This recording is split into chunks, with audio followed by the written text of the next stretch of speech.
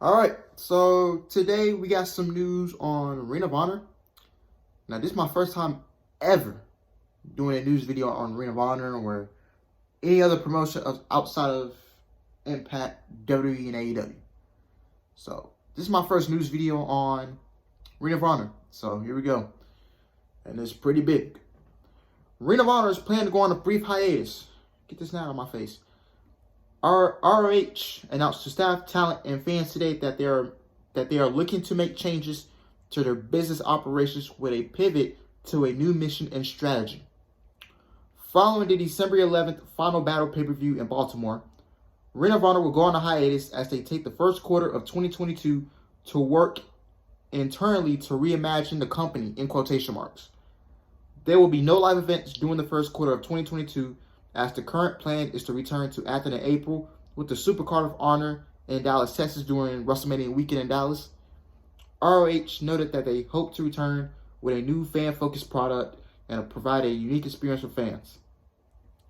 It was noted by PWI Insider that this decision was made about 1 week ago. Stay tuned for more on this developing story. You can read ROH's full statement below, and I'll read it. Throughout the pandemic, our top priority was to keep everyone healthy and safe. And despite not producing any live events over 18 months, we were able to keep everyone fully contracted. We now find ourselves at a time where we need to make changes to our business operations, and we are planning a pivot from Ring of Honor with a new mission and strategy. This year will culminate with a Final Battle pay-per-view in December, and we will be taking the first quarter of 2022 to work internally to reimagine ROH. Ring of Honor has the most dedicated fans in the industry, and we appreciate their loyalty and patience as we conceptualize Ring of Honor. That's how you pronounce it. We anticipate returning to live events in April for the Supercard of Honor with a new fan-focused product and a unique wrestling experience for fans. So, man, this is not good, man. I just don't. And then I have a second piece. I have an update. And it says, ROH has reportedly released multiple wrestlers following today's announcement on the company changing their business plan. As noted, Ring of Honor announced today that they are going on a hiatus during the first quarter of 2022. The Final Battle pay-per-view in December will be their final show until they return in April 2022 for the Supercard of Honor event. It was noted that they plan to reimagine the company and return with a fan-focused product. In an update, Dave Meltzer of the Wrestling News, Wrestling Observer, whatever it's called, Dave Meltzer reports that Ring of Honor released everyone from their contracts. PWI Insider adds that multiple wrestlers who were on ROH's company's Zoom call today were informed that if their contracts were expiring at the end of this year, that they will not be renewed. Let me repeat myself. If their contracts were expiring at the end of this year, 2021, then they will not be renewed going into 2022 or beyond. The wrestlers would then become free agents. Wrestlers who have contracts that go beyond January 1st will remain under contract with Ring of Honor, for at least a certain period of time, rumored to be up until March 2021 or April 2021. I think that's a typo. I think they meant 2022. It was noted by Brian Alvarez that wrestlers are free to work anywhere they want immediately, despite their ROH contract status. Alvarez also said that there is no truth to the rumors on Sinclair canceling the ROH show. ROH is still scheduled to tape episodes of the weekly Ring of Honor TV series this weekend in Baltimore. And as noted before, the December 11th Final Battle pay-per-view is still on for the UMBC Event Center in Baltimore. It was noted by PWI Insider that Final Battle will very much be an endpoint chapter in Ring of Honor history, because whatever they end up being after the hiatus will be a very different product. So it's not going to be the same ROH as you've seen in 2017, 18, 19. Change is coming. So basically like NXT. So basically Ring of Honor 2.0. ROH is still reportedly has a venue locked in for a WrestleMania 38 weekend event in Dallas next year, which would be the announced Supercard of Honor event that was mentioned for their return from hiatus in April 2022.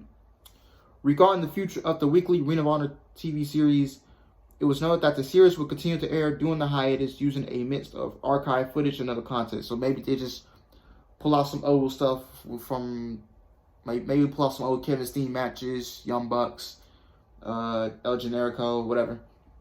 While it's indicated that most of the company was on today's Zoom call with officials, Sports Illustrated's Justin Barrazo, if that's how you pronounce it, reports that there are a number of top ROH stars on the roster that were never informed of the company's plans and only learned of the hiatus when friends texted about them. Stay tuned for more on this developing story. And then I get a tweet because Dragon Lee was trending. And this tweet is coming from Patrick here, AEW. That's the Twitter name handle. I don't know if I pronounced it right, so hopefully I did. If I don't, I'm sorry if I botched your name. So these are the top ROH guys that are now free agents. I guess at the end of the year, they can go work whatever they want to. Bandito, Brody King, Dalton Castle, don't know him. Dan Housen, I heard of him. Dragon Lee, heard of him. EC3, damn. Eli Ism, I don't know how to pronounce these names, to be honest. Flamia, whatever. The Briscoe brothers, I know them. Jay Lethal, know him. Joe Henry, I don't know who. I heard of a Joe Henry when What Culture had their own little wrestling promotion in the UK. Jonathan Gresham, I know him. Kenny King, know him. Mark Haskins, I don't know who that is. Never heard of him. Matt Taven, I've heard of him. Mike Bennett, Ray Horace, Roosh, who's out with an injury. Hopefully he's recovering. Shane Taylor and Tracy Williams. Now, these are the guys that I know of. Brody King, Bandito, Dan Hawson, I've heard of. Dragon Lee, EC3, Briscoes, Jay Lethal, Jonathan Gresham, Kenny King, Matt Taven, Mike Bennett, Roosh, and that's about it. Hopefully, I don't see none of these names affiliated with WWE. I don't want to see Bandito's name affiliated. Who's testing me? Hold up.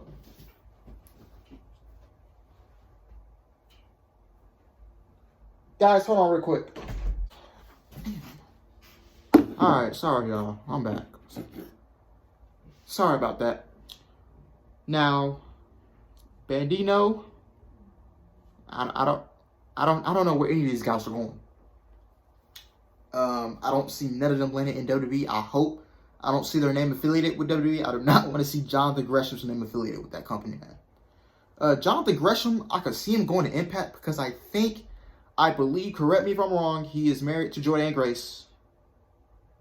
So I think Jonathan Gresham will land in Impact with his wife Jordynne Grace.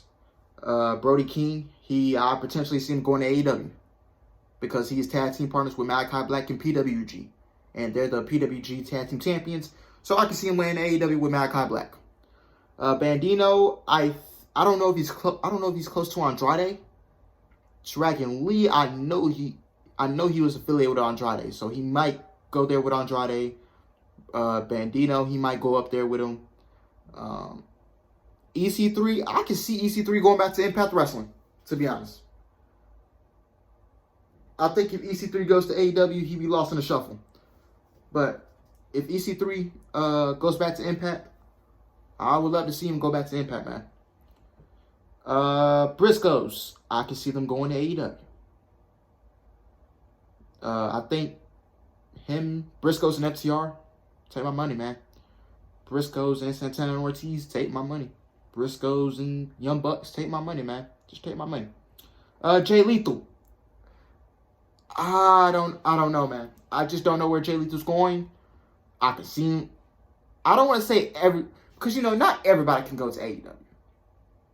I'm gonna be real with y'all. Tony Khan does not need to sign everybody. That's free agents from Ring of Honor. He does not need to sign all of those guys. But the ones that he should bring in is Brody King. I might say Bandito, Dragon Lee. I could see them going back to AAA or going back to Mexico, wherever, to do their thing. EC3, I can see him going back to Impact. Jay Lethal, I don't know what was his relationship with Impact back then, but I know he worked for Impact back in the day, so I could see him going back there. I don't know.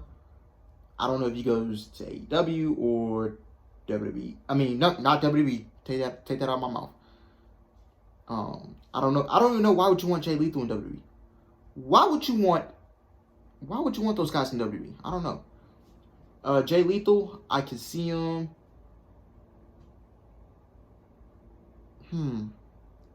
Jay Lethal. I mean, the roster in AEW is just getting too bloated. You know what I'm saying? Like, some people are gonna get lost in the shuffle, man. I can see it coming already. Jay Lethal, I can see him going to Japan. Yeah, I can see him going to Japan. Jonathan Gresham, Impact, because I think, yeah, he might want to go join his wife in Impact, man. Joanne Grace. Kenny King, I can see him land an Impact. Roosh is injured, so I can't really give you anything. But I think once Roosh recovers and he's ready to come back, and I think he goes to AEW and he goes with Andrade. And he didn't want to sign with WWE because of the way they was treating Andrade. So Roosh and Dragon Lee, those are the two main ones. They might jump ship and go with Andrade. So, yeah. But that's really about it, man. Just really feel sorry for Ring of Honor, man. It really just sucks what happened, man. But hopefully, man, things get situated. You know, things get under control with Ring of Honor, and they'll come back stronger than ever. But it won't be the same Ring of Honor that you got before the hiatus. So hopefully things go well, man. And like, comment, subscribe. I'll see you guys in a couple hours for Dynamite.